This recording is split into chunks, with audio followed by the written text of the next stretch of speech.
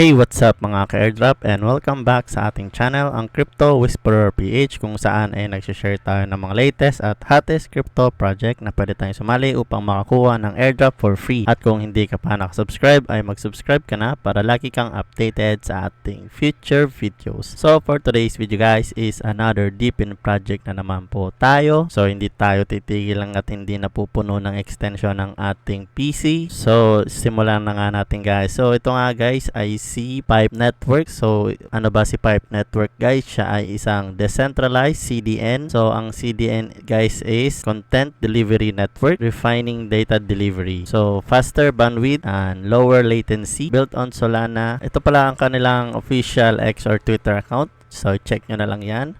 So meron din silang roadmap dito na pwede nyong i-check and ang kanilang official website. So ilalagay ko dyan sa baba para ma-check nyo rin kung trip nyong i-run din ang extension na ito guys, no? So bago tayo magsimula mag-register at paano i-run ang kanilang extension, may i-share muna ako sa inyo guys na konting info, no? So chinek nga natin si Pipe Network sa CryptoRank and currently meron silang funding, total raise fund na 10M. So ang status nila is nasa funding round pa lang sila. Then kung i-check natin ang kanilang mga investors ay makikita nating mga solid ang kanilang investor guys, no?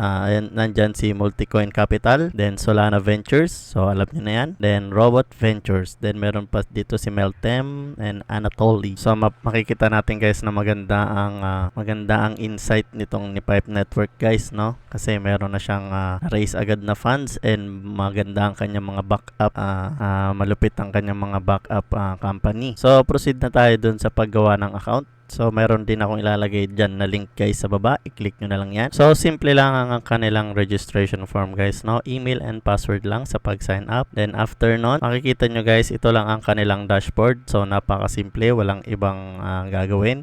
So iraran nyo lang talaga siya. And then pwede kayong mag-refer. I-click nyo lang itong generate referral. And then lalabas na yun yung link, pwede nyo i-copy. So, yan lang guys. So, currently meron tayong 532 points. So, sa pag-install ng extension guys, ito ang kanilang official extension. So, ilalagay ko rin ang link dyan sa baba.